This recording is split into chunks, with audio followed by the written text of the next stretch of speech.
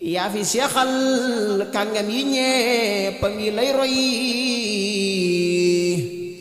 yow mi tuubloo Abdul Xafuur mbaaxaani yaa nu womat murit yi nu handal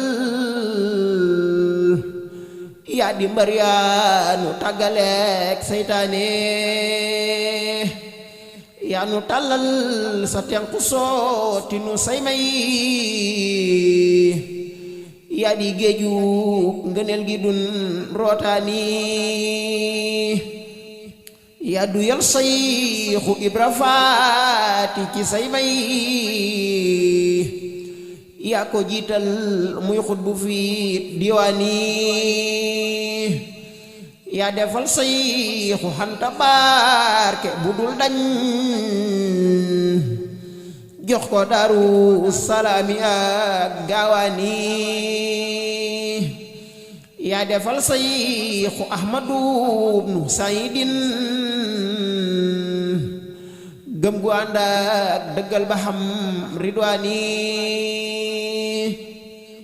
yaa defal Sayxu Ibra Lamp bu dul fay yaa ko won yoon wa jëm ca deex gamu naa ni yaa defal Sayxu Ibra Lamp bu dul fay yaa ko won yoon wa jëm ca deex gamu naa ni yaa saxal Sayxu Abdu Daaru Alimin jox ko mbootam kuy jàng fil Quraani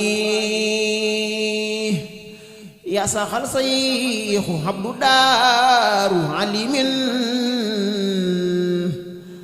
jox ko mbootam kuy jàng fil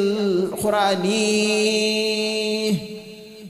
yaa jafal lampi diine gaa ya fa Tuuba